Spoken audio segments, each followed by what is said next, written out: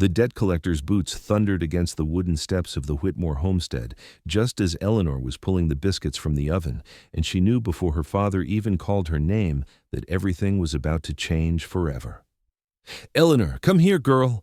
Her father's voice cracked like dried leather, and when she stepped onto the porch wiping flour from her hands, she found him standing between two men she had never seen before. One was short and round, with a face like spoiled meat. The other, tall and skeletal, with eyes that reminded her of a snake she had once seen swallow a rabbit whole. Her father's face had gone the color of ash. It was August of 1878 in Laramie, Wyoming, and the summer heat pressed down on everything like a physical weight. Eleanor was 19 years old, with dark honey-colored hair that fell in waves past her shoulders, and green eyes that her mother used to say could see straight through to a person's soul. Her mother had been dead 3 years now, taken by fever, and Eleanor had run the household ever since while her father gambled and drank away what little money they had. "Eleanor, this is Mr. Fitch and Mr. Crane," her father said, his voice hollow. "I owe them money, a considerable sum." "How much?" Eleanor asked, though she could already feel the ground shifting beneath her feet. $500, the fat one, Mr. Fitch said with a smile that made her skin crawl. "With interest accumulated over 6 months, it comes to $650. Eleanor's breath caught. That was more money than she had ever seen in her life, more than their small homestead would fetch if they sold everything, including the land. "I do not have it," her father said quietly, "but we made an arrangement. I told them you would work off the debt, at their establishment in town." "What kind of establishment?" Eleanor asked, though she already knew. Her stomach turned to ice. "A saloon," Mr. Crane said, his voice like wind through a cemetery. "You will work serving drinks, cleaning, entertaining the customers, room and board provided. The debt will be paid off in 1 year." "No," Eleanor said immediately. She had heard stories about what happened to girls who worked in saloons. "Father, you cannot do this." "It is already done," her father said, and she could see tears in his eyes, but also something harder, something that told her he had already made his peace with sacrificing her. "The papers are signed. You are collateral for the loan I took 6 months ago. If you do not go with them, they will take everything and we will both starve.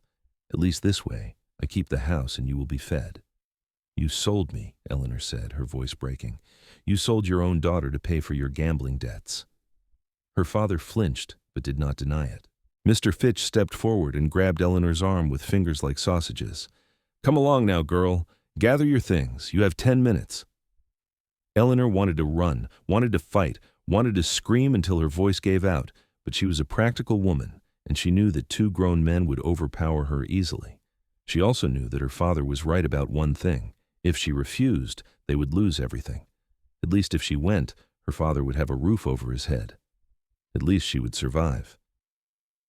She went inside and packed a small bag with her few possessions: 2 dresses, a brush that had belonged to her mother, a small Bible, and a photograph of her parents on their wedding day when her father had still been a man worth respecting. She changed into her better dress, a simple green cotton that brought out her eyes and braided her hair. When she looked at herself in the cracked mirror, she barely recognized the frightened girl staring back. The ride into Laramie took 30 minutes in the back of a wagon that smelled like old beer and tobacco. Eleanor sat between crates of whiskey bottles and tried not to think about what her life was about to become. The saloon was called the Silver Dollar, and it sat on the main street between a dry goods store and a barber shop. The building was 2 stories tall, painted red with white trim that had started to peel in the harsh Wyoming sun. Inside, the air was thick with smoke and the smell of unwashed bodies. It was early afternoon, but there were already a dozen men scattered around the tables, drinking and playing cards. A woman with orange hair and too much rouge on her cheeks was serving drinks. She looked up when Eleanor entered, and her expression shifted to something like pity. Mr. Fitch showed Eleanor to a small room on the 2nd floor that was barely bigger than a closet. It contained a narrow bed, a washstand, and a single window that looked out onto the alley behind the building. "You start tonight," he said. "Rose will show you what to do. You work every night except Sunday. You get 1 meal a day, and you do not leave the building without permission. Any trouble, and we add time to your debt. Understood?" Eleanor nodded because she did not trust herself to speak without crying. That first night was the longest of her life. She wore a dress that Rose loaned her, red satin with a neckline cut lower than anything Eleanor had ever worn. She served drinks to men who grabbed at her waist and made crude comments. She smiled until her face ached and dodged wandering hands and tried not to think about how her mother would weep if she could see her now. The weeks blurred together. Summer faded into autumn, and the heat gave way to cooler nights. Eleanor learned the rhythms of the saloon, learned which customers were harmless drunks and which ones to avoid, learned how to pour whiskey and carry 6 glasses at once without spilling. She saved the coins men sometimes gave her as tips, hiding them in a sock under her mattress. In a year, she told herself, in a year she would be free. It was a cold October evening when everything changed. Eleanor was wiping down tables after the afternoon rush when the door opened and a man walked in who was different from the usual customers. He was tall, well over 6 feet, with broad shoulders and a lean build that spoke of hard work and harder living.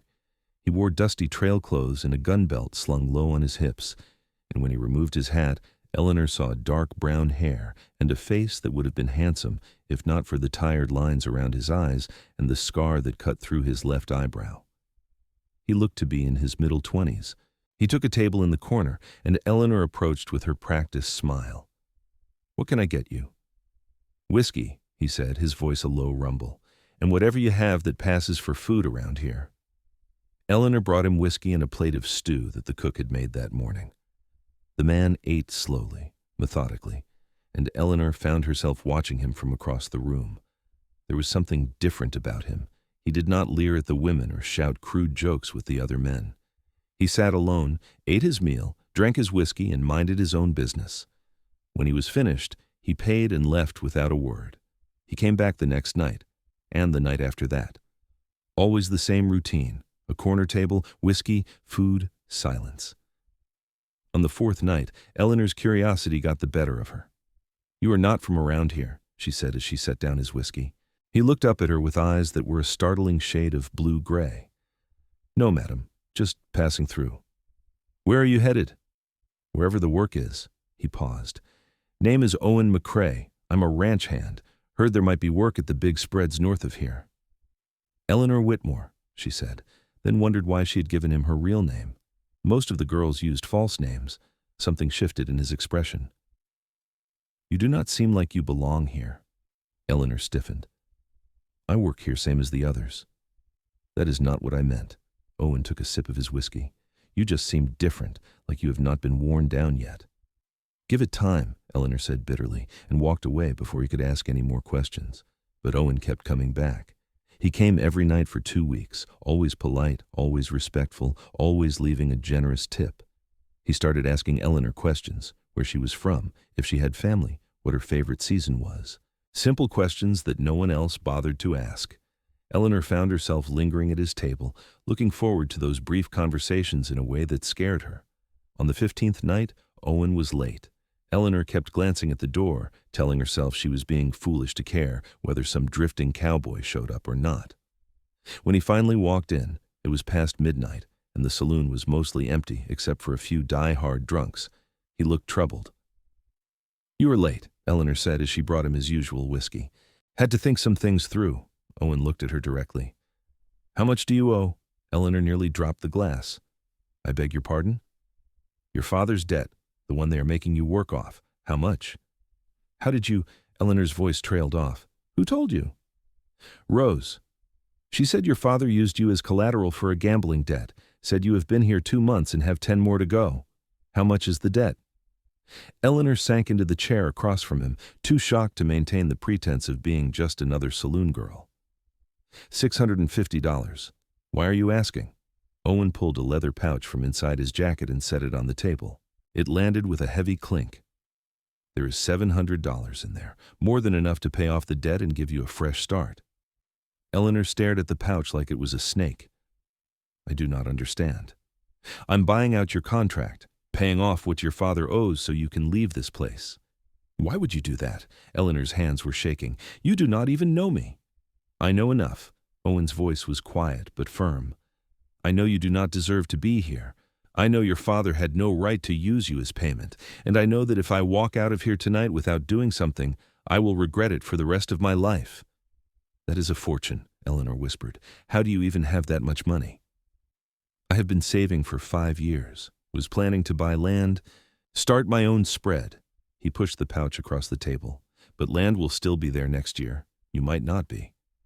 Eleanor felt tears burning behind her eyes. "I cannot let you do this. You do not owe me anything. I am nothing to you." "Maybe not yet," Owen said, and something in his voice made Eleanor's breath catch. "But I would like the chance to change that, if you are willing." Before Eleanor could answer, Mr. Fitch appeared at their table. "Problem here?" His piggy eyes fixed on the leather pouch. Owen stood, and Eleanor realized just how much he towered over the fat man.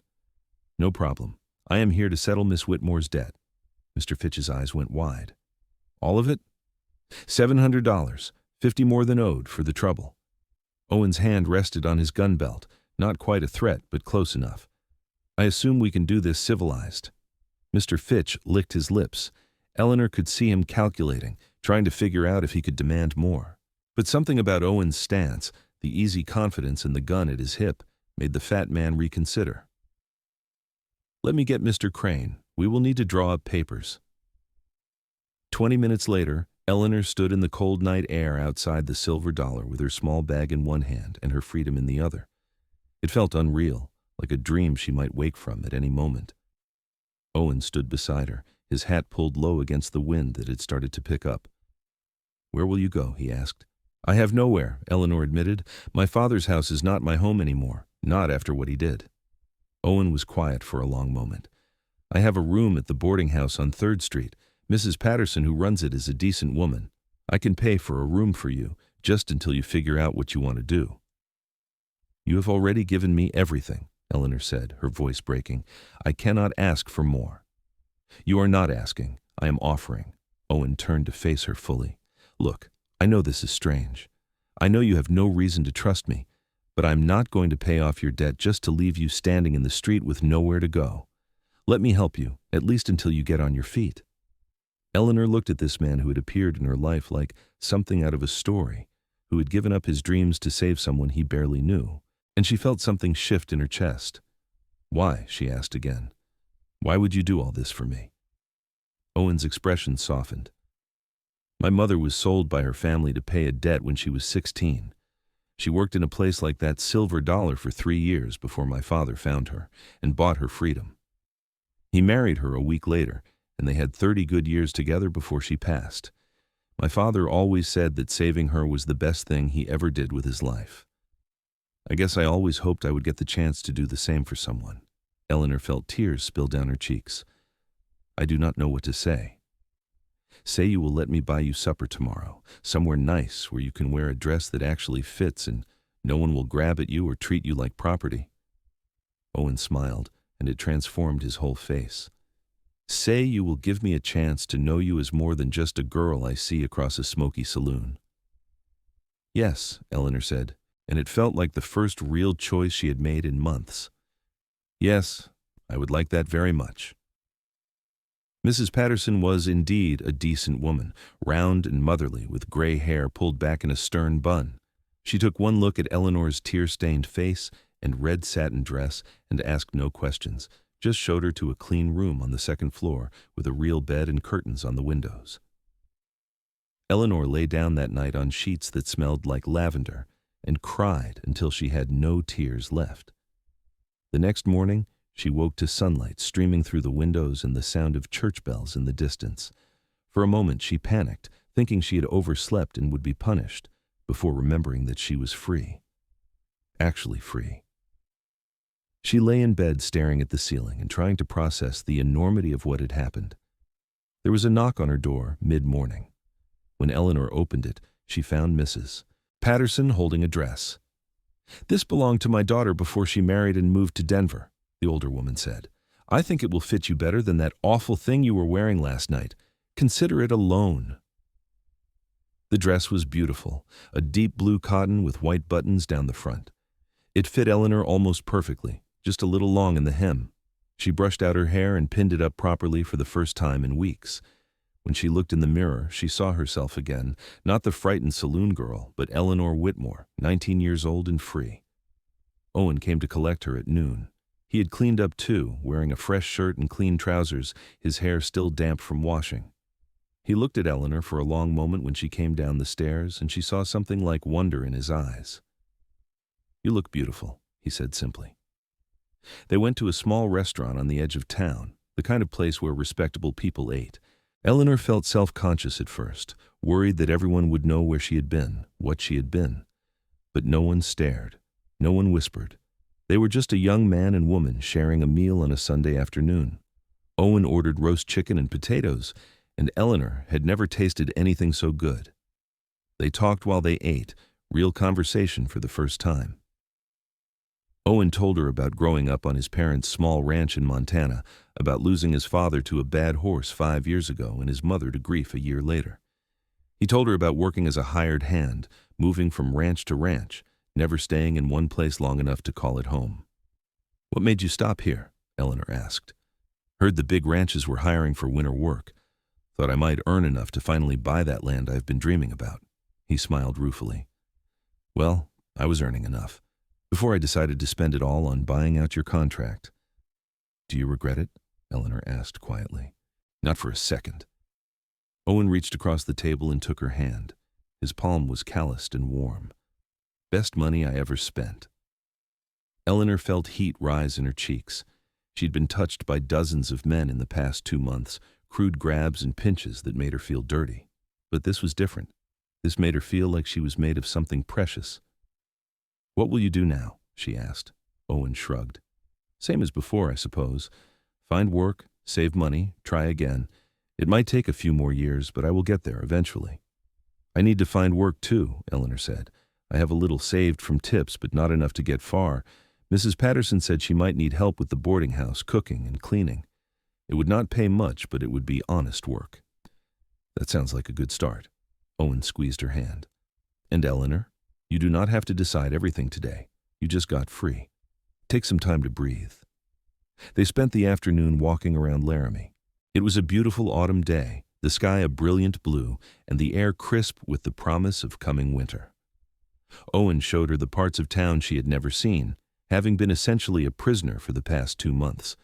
They watched children playing in the street, stopped to admire the goods in shop windows, talked about everything and nothing. As the sun began to set, they found themselves on a hill overlooking the town.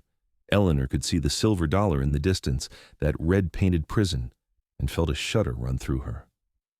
"You're safe now," Owen said quietly. "I promise you they cannot touch you anymore." "I know," Eleanor turned to look at him, "but I keep waiting to wake up, for this to all be a dream." "It is real." Owen cupped her face gently with one hand. "You are free, Eleanor. That is real." And then he kissed her, soft and gentle like she was something that might break. Eleanor had been kissed before, rough grabs by drunk men that left her feeling violated. This was nothing like that. This made her feel like she was flying. When they pulled apart, Eleanor was breathless. "I barely know you," she said. "Then let's fix that," Owen replied with a smile. Over the next weeks, they were inseparable. Owen found work at the Morrison Ranch, one of the big cattle operations north of Laramie. He worked during the day and came into town most evenings to see Eleanor. She started working for Mrs. Patterson, helping with cooking and cleaning and laundry. The work was hard, but it was honest, and Eleanor fell into bed each night with aching muscles and a light heart. Owen courted her properly. He brought her wildflowers he picked on the range. He took her to church on Sundays and held her hand during the sermon. He taught her to ride horseback, laughing when she clung to the saddle in terror at first, but patient until she learned to trust the horse beneath her. They talked about their dreams, their fears, their hopes for the future. Eleanor learned that Owen loved the smell of rain on dry grass, that he could play the harmonica, that he wanted 6 children someday and a house with a porch where he could watch the sunset. Eleanor told him things she had never told anyone. About her mother's death and how her father had changed after, becoming bitter and reckless.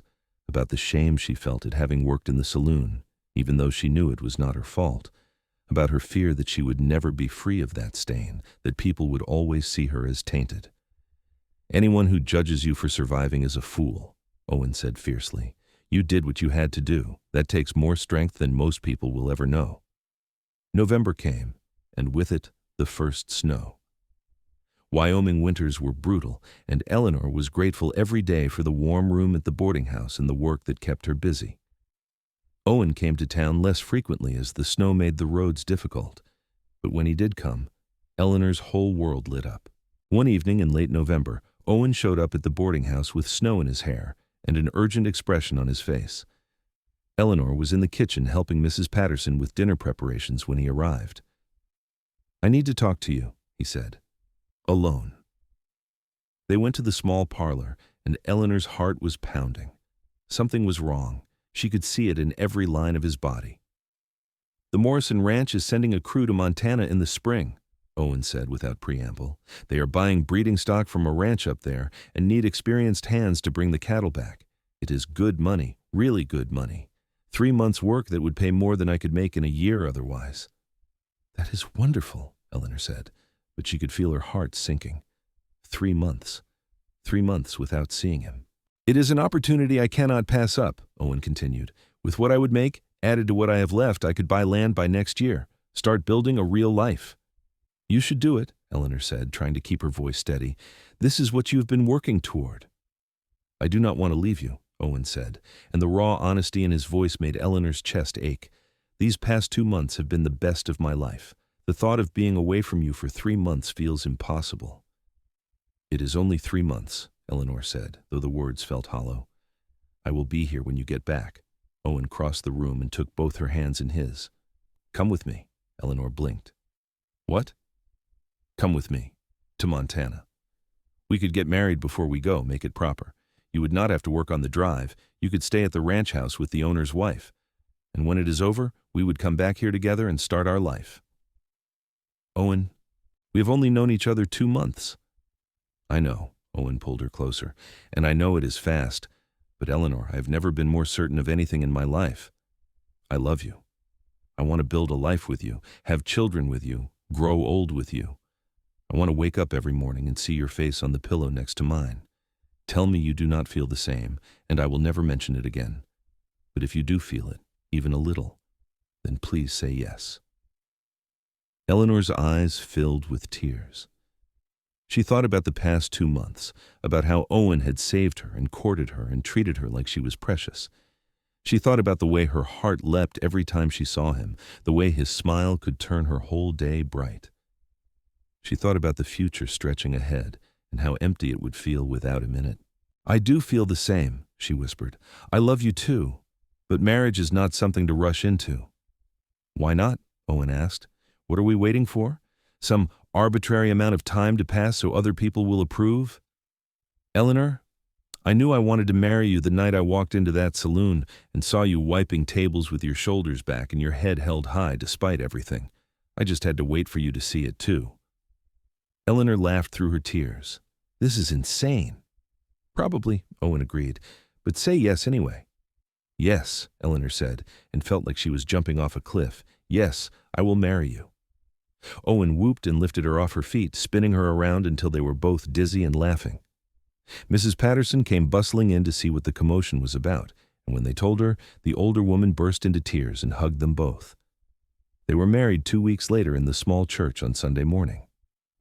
Mrs. Patterson stood as Eleanor's witness, and one of Owen's friends from the ranch stood as his. Eleanor wore a dress that Mrs. Patterson bought her as a wedding gift, white cotton with lace at the collar. Owen wore his best clothes and could not stop smiling. When the preacher pronounced them husband and wife, Owen kissed Eleanor like she was the answer to every prayer he had ever said. They spent their wedding night in Owen's room at the boarding house, which felt scandalous even though they were married now. Eleanor was nervous, her only experience with men's touch being the unwanted grabs at the saloon, but Owen was patient and gentle, and when he made love to her for the first time, it was nothing like she had feared. It was tender and sweet and made her feel whole. "I will spend the rest of my life making sure you are happy," Owen whispered against her hair afterward as they lay tangled together. "That is my promise to you." "You already made me happy," Eleanor whispered back, "just by seeing me as someone worth saving." "You saved yourself," Owen corrected. "You survived. I just gave you the means to escape." December passed in a blur of happiness. They found a small house to rent on the edge of town, just one room really. But it was theirs. Eleanor cooked their meals on the small stove, and Owen came home every night that the weather allowed. They celebrated Christmas quietly, just the two of them, and Eleanor had never received a better gift than waking up Christmas morning in her husband's arms. January brought brutal cold, and Owen started preparing for the Montana trip. The crew would leave in March as soon as the passes were clear enough to travel. Eleanor helped him prepare, mending his clothes and packing supplies. She tried not to think about the long months of separation ahead. One February evening, Eleanor was cooking supper when there was a knock at the door. Owen answered it, and Eleanor heard voices, one of them familiar in a way that made her blood run cold. She came to the doorway and saw her father standing on the porch. He looked worse than she remembered. His clothes were filthy and he had lost weight, his face gaunt and shadowed, but his eyes were the same, weak and pleading. "Eleanor, baby girl," he said, "I heard you got married. I wanted to see you to explain." "There is nothing to explain," Eleanor said, her voice hard. "You sold me to pay your debts. What more is there to say?" "I had no choice," her father protested. "They would have killed me." "So you sacrificed your daughter instead." Eleanor felt Owen's hand on her shoulder, steady and supportive. "You took the one person who still cared about you and traded her away like livestock." "I know I made mistakes," her father said, and she could hear tears in his voice. "But you are my daughter, my little girl. Does that not count for something?" "It did," Eleanor said quietly. "It counted for everything. I ran that house for you after Mama died. I cooked your meals and washed your clothes and held my tongue when you came home drunk. I loved you even when you did not deserve it, and you repaid me by putting me in chains." "They said you would just be serving drinks," her father said weakly. "You knew better," Eleanor said. "You knew exactly what kind of place the Silver Dollar was. You just did not care because saving yourself was more important than protecting me." Her father flinched. "I am sorry. I am so sorry, Eleanor. I have nothing left. The house is gone. I gambled it away. I'm living in a shack on the edge of town. I have no one. Please, baby girl, you are all I have." Eleanor felt tears on her cheeks, but her voice was steady. "You made your choices. Now you have to live with them. I have a new life now, a good life with a man who actually values me. You are not part of that life anymore. You lost that right when you signed those papers." "Eleanor, please," her father begged. "No," Eleanor said firmly. "I do not forgive you. Maybe someday, but not today. Not after only 4 months. You need to leave." Her father looked at Owen. "You are her husband? You will let her turn away her own father?" "I will support my wife in whatever decision she makes," Owen said calmly. "And I think she's being more generous than you deserve. If I had my way, you would be in jail for what you did. Now I suggest you leave before I change my mind about letting you walk away." Eleanor's father looked between them one more time, then turned and shuffled off into the snow. Eleanor watched him go and felt a strange mix of grief and relief. "Are you all right?" Owen asked softly. "I will be," Eleanor said. "I just need some time." That night, Owen held her while she cried for the father she had lost long before he walked into their house. She cried for the childhood that had ended when her mother died, for the innocence that had been stolen in the Silver Dollar, for all the ways her father had failed her. Owen did not try to tell her it would be okay or that she should forgive. He just held her and let her grieve. By morning, Eleanor felt lighter. Her father had been a shadow hanging over her new life, and confronting him had been like lancing a wound. It hurt, but it was necessary. March came, and with it the time for Owen to leave. Eleanor packed his saddlebags and tried not to cry. They had decided that she would not go to Montana after all. The journey would be too dangerous and difficult, and Eleanor did not want to be a burden. Instead, she would stay in Laramie, continue working for Mrs. Patterson, and wait for Owen to return. The morning Owen left, Eleanor stood in the cold dawn air and watched him mount his horse. He leaned down and kissed her one last time. 3 months, he said. I will be back before you know it. Come back safe, Eleanor said, her voice breaking. That is all I ask. Just come back to me.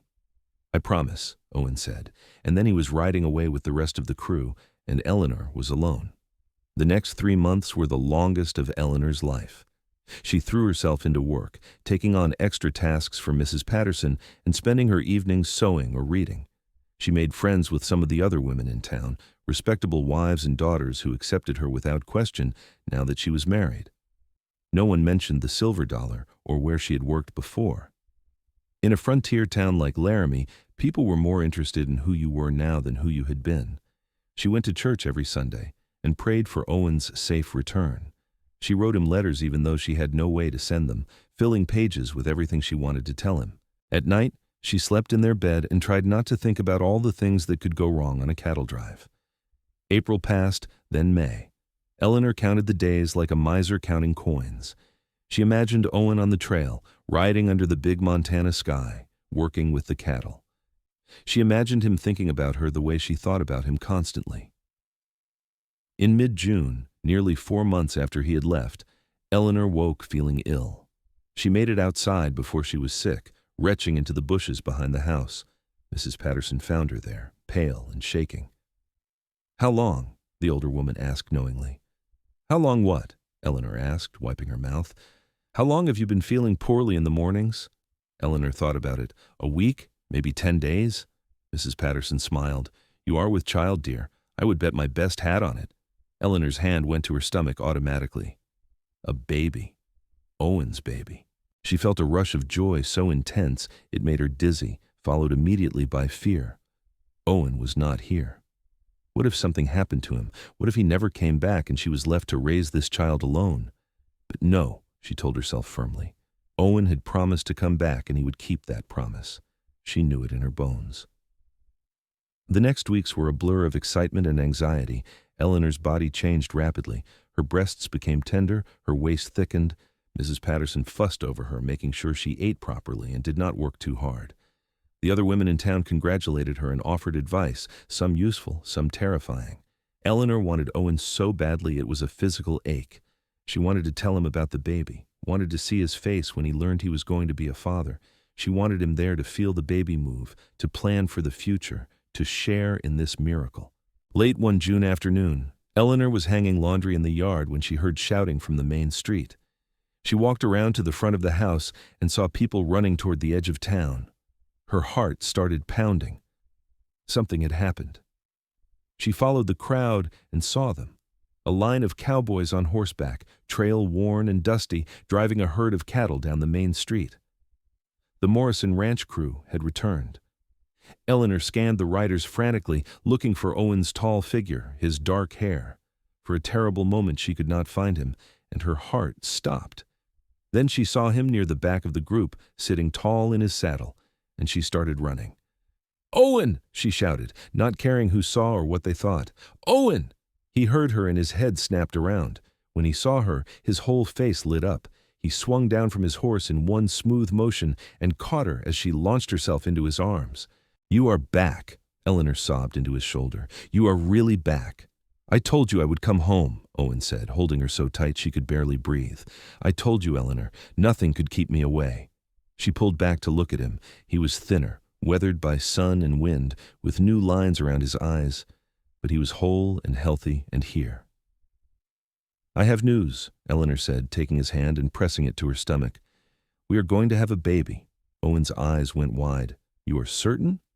"Mrs. Patterson says I'm about 2 months along. The baby will come in January." Owen let out a whoop that made people stare. He picked Eleanor up and spun her around, laughing like a madman. "We are having a baby," he shouted to anyone who would listen. "My wife is having a baby." Eleanor laughed and cried at the same time, overwhelmed with relief and joy. He was home. He was safe. They were going to be a family. That evening, after Owen had settled his horse and reported to his foreman, they went home to their little house. Eleanor cooked supper while Owen washed off months of trail dust. He could not stop touching her, his hand constantly finding her waist or her hair or her face, as if reassuring himself she was real. Over dinner, he told her about the drive, the long days in the saddle, the river crossings, the thunderstorm that had scattered half the herd and taken them 3 days to round up again. He told her about Montana, the endless prairies and the mountains that touched the sky. He told her about the money he had earned, far more than expected, because they had delivered the cattle in record time. "I have enough now," he said, his eyes shining. "Enough to buy land and start building. There is a property I have been looking at, about 5 miles outside of town.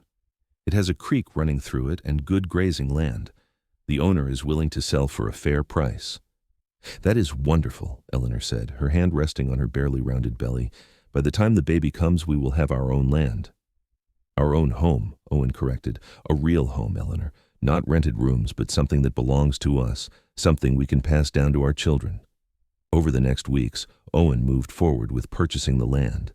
He negotiated with the seller, drew up papers, and handed over most of the money he had earned. When it was finalized, he took Eleanor out to see it.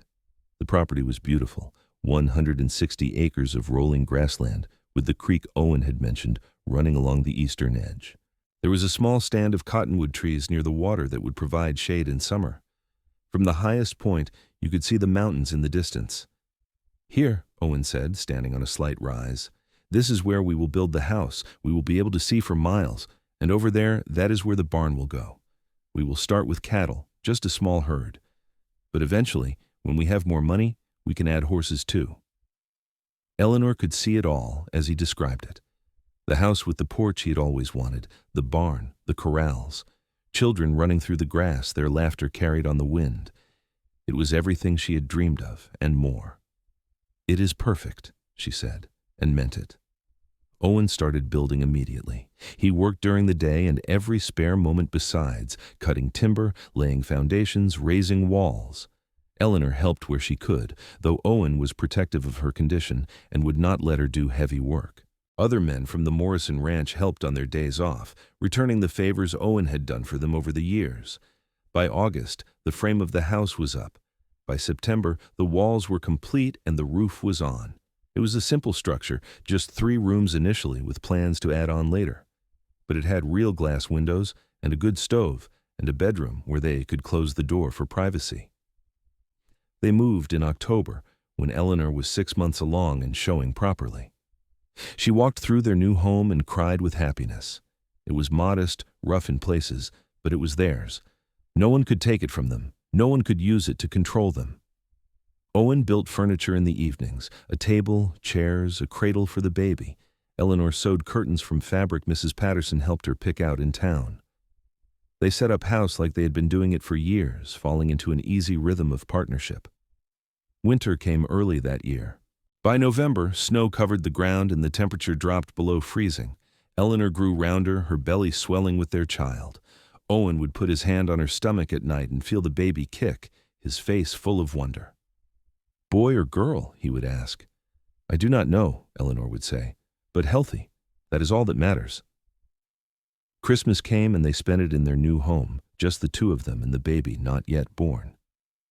Owen gave Eleanor a rocking chair he had made, perfectly sized for nursing. Eleanor gave Owen a new hat she had bought with money she had saved from her work. "Next Christmas, there will be 3 of us," Owen said as they sat by the fire. "Next Christmas, we will have a family," Eleanor agreed. January was brutal. The cold settled in like a living thing, and Eleanor found herself confined to the house for days at a time. Owen brought in firewood by the armload and made sure she was always warm. He rode into town once a week for supplies, returning with stories about frozen pipes and cattle lost to the cold. In the 3rd week of January, Eleanor woke in the middle of the night to pain. Not the baby's kicking, but something else, something that started in her back and radiated forward. She lay still for a moment, breathing through it, then shook Owen awake. "It is time," she said. Owen was out of bed in an instant. "Are you sure?" Another pain rolled through her and Eleanor gasped. "I am sure. You need to go get Mrs. Patterson. She said she would help when the time came." "I cannot leave you alone," Owen said, his voice panicked. "You have to. I need her. Please, Owen, I will be fine until you get back." Owen dressed in record time, pulling on layer after layer against the cold. He kissed Eleanor hard, promised to be back as fast as possible, and ran out into the night. Eleanor was alone in the house, listening to the wind howl outside and the pains that were coming faster now. She was not scared, exactly. Women had been doing this since the beginning of time, but she was grateful when she heard the door open and Mrs. Patterson came bustling in with her bag of supplies, Owen right behind her. "Out!" Mrs. Patterson ordered Owen. "This is women's work." "I am not leaving her," Owen said stubbornly. "Owen, please," Eleanor said through gritted teeth. "Go chop wood or something. I will be fine." Owen left reluctantly, and Eleanor could hear him pacing on the porch, wearing a path in the snow. The labor was long and hard. Hours passed in a blur of pain and pushing, and Mrs. Patterson's steady voice telling her to breathe, to push, to hold on just a little longer. Finally, as the sun was rising and pink light was streaming through the windows, Eleanor heard the most beautiful sound in the world: a baby crying. "It is a boy," Mrs. Patterson said, laying the squalling infant on Eleanor's chest. "A healthy baby boy." Eleanor looked down at her son, all red and wrinkled and perfect, and felt her heart expand to twice its size.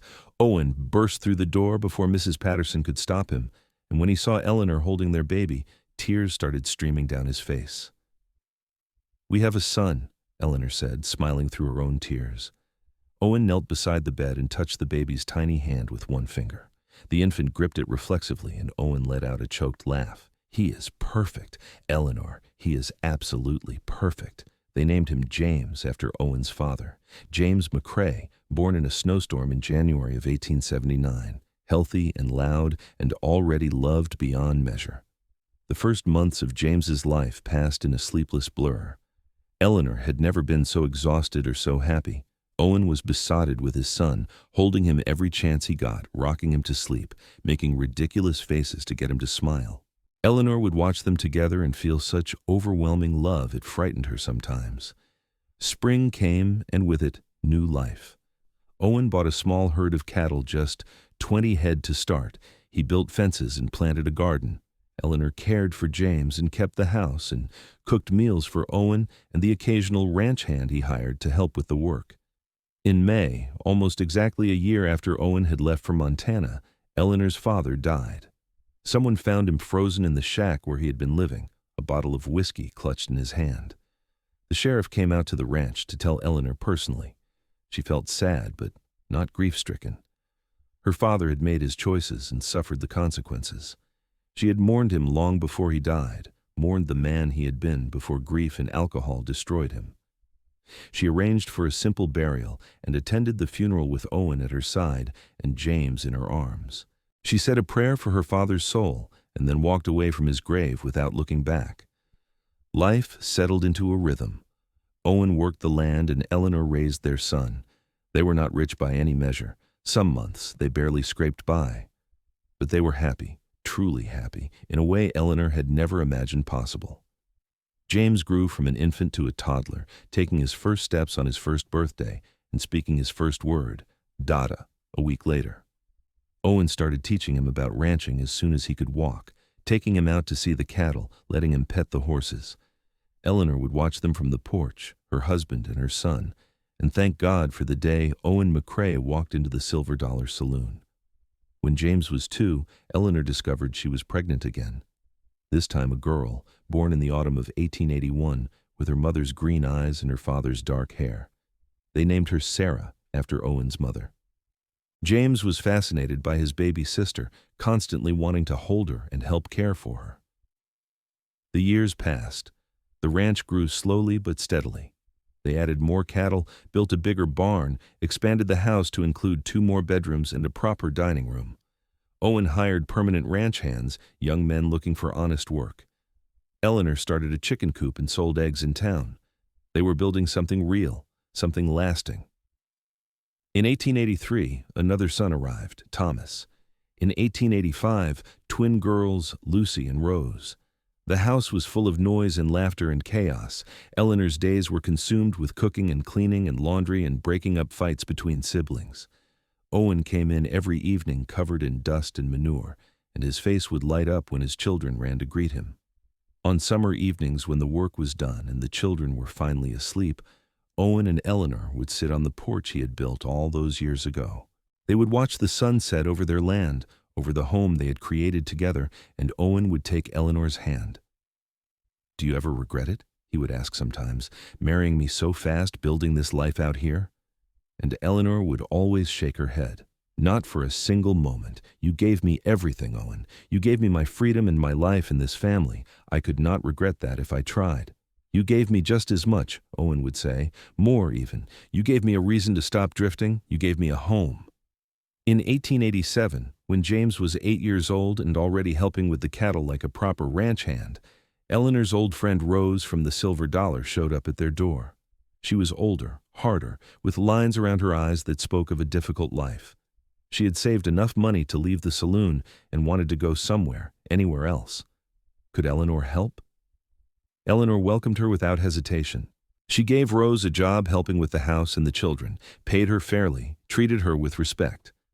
Rose cried the first night, overwhelmed by the kindness. She stayed for 2 years, saving every penny, and eventually moved to California to live with a cousin. But she wrote to Eleanor every Christmas for the rest of her life, thanking her for showing her that escape was possible. The children grew. James became a serious boy who loved the ranch and the cattle. Sarah was wild and free, climbing trees and catching frogs. Thomas was quiet and thoughtful, always with his nose in a book. The twins were inseparable, finishing each other's sentences and getting into twice as much trouble as any single child could manage.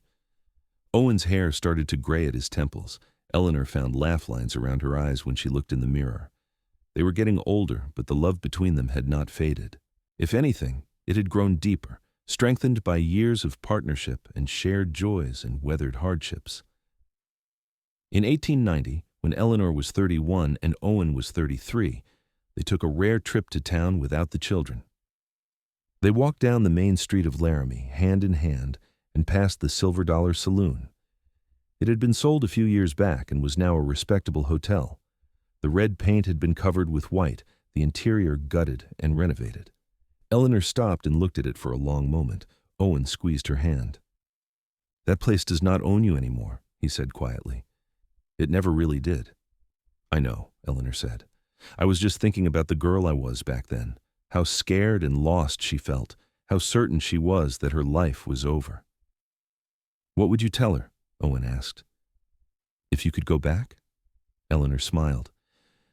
"I would tell her to hold on, that a cowboy with kind eyes is about to walk through the door and change everything, that she's going to be free and happy and loved beyond measure, that everything she is enduring now is going to make the joy on the other side even sweeter."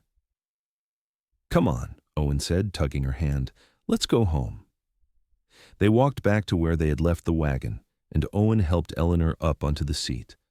The ride home took an hour, the wagon bouncing along the rutted road, the sun warm on their faces. They crested the final hill, and there it was. Their ranch, their home. The house had been expanded twice now and painted white. The barn was large and sturdy. Cattle dotted the pastures.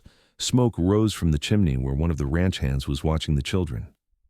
"Still the best decision I ever made," Owen said, looking at the scene before them. "Spending that money to buy your freedom."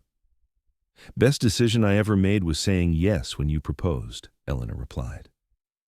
They rode down to the house and were immediately swarmed by children demanding attention and reporting on every small event that had occurred in their absence. Eleanor gathered them all close, breathing in the smell of sun-warmed hair and grass stains, and felt contentment settle over her like a blanket. That night, after the children were in bed and the house was quiet, Eleanor and Owen lay together in the darkness. Owen's arm was around her, her head on his chest, listening to the steady beat of his heart. "Thank you," Eleanor whispered. "For what?" "For seeing me, for saving me, for loving me." Owen kissed the top of her head. "You saved yourself, Eleanor. You survived. You stayed strong. I just gave you the opportunity to be free. Everything else you did on your own." "We did it together," Eleanor corrected. "We built this life together." "Together," Owen agreed. They lay in the darkness, listening to the wind in the cottonwoods and the distant lowing of cattle. Outside, the Wyoming night was vast and full of stars. Inside, they were warm and safe and surrounded by everything they had built together. Eleanor thought about the path that had brought her here, from that terrified girl serving drinks in the Silver Dollar to this woman with calloused hands and a full heart. She thought about her father's betrayal and Owen's kindness, about the children sleeping in the next rooms and the land that stretched out around them. She thought about freedom and love and second chances, She had been collateral for a loan, property to be traded and used, but Owen had seen her as something more. He had paid off the debt and set her free, not just from the contract, but from the prison of believing she was worthless. He had loved her when she could not love herself. He had given her time and space to heal, to grow, to become the woman she was meant to be, and she had loved him back with everything she had. She had built a home with him, raised children with him, weathered hardships and celebrated victories with him. They had created something beautiful together, something lasting. The years continued to pass. James grew into a fine young man who eventually took over running the ranch when Owen's back started giving him trouble. Sarah married a blacksmith from town and gave Eleanor her first grandchildren. Thomas went east to study law, sending letters home full of big city adventures. The twins eventually stopped finishing each other's sentences but remained as close as ever, both marrying brothers from a neighboring ranch in a double wedding that was the talk of Laramie for months. Eleanor and Owen grew old together, their hair turned gray then white. Their bodies grew stiff and slow. But they still sat on the porch every evening, holding hands and watching the sunset over the land they had built together. They still looked at each other like young lovers, still found reasons to laugh, still thanked God for the day their paths had crossed. On a warm summer evening in 1910, when Eleanor was 51 and Owen was 54, they sat on the porch watching their grandchildren play in the yard. There were 8 of them now, ranging from infant to 10 years old, a whole new generation of McCraes. "We did all right," Owen said, his voice rough with age. "Did not we?" "We did better than all right," Eleanor said, squeezing his gnarled hand. "We did wonderfully." "No regrets?" "Not a single one." James came out to tell them dinner was ready, and Eleanor stood slowly, her joints protesting. Owen stood too, offering her his arm like he still was courting her. They walked into the house together, surrounded by the noise and chaos of their grown children and their grandchildren, and Eleanor felt such overwhelming gratitude she thought her heart might burst. This was what freedom looked like. Not just the absence of chains, but the presence of love, of family, of a life built on your own terms. Owen had given her the opportunity, but she had done the work. They had done it together. That night, as Eleanor lay in bed beside her husband of 32 years, she thought about the frightened girl who had climbed into that wagon outside her father's homestead all those years ago. She wished she could tell that girl that it would be okay, that she would survive, that she would find love and build a family and know happiness she could not even imagine. But that girl was gone, transformed by time and experience into the woman Eleanor had become. A woman who knew her own strength, a woman who had been broken and had healed, a woman who had been saved and who had saved herself. "I love you," Owen mumbled, already half asleep. "I love you too," Eleanor whispered back. And as she drifted off to sleep, surrounded by the sounds of her family in the house she had helped build, on the land she had helped tame, Eleanor knew that she was exactly where she was meant to be, free, loved, and home at last. The morning sun would rise tomorrow over the ranch, as it had risen every day for the past 30 years. The cattle would need tending, the children and grandchildren would need feeding, life would continue in its beautiful, ordinary way. And Eleanor would wake beside Owen, thank God for another day, and live her life as the free woman she had fought so hard to become. She had been collateral for a loan her father made, but a cowboy had paid it off and set her free forever. And in return, she had given him her heart, her life, and a love that would last beyond their years on earth. It was more than a fair trade. It was everything.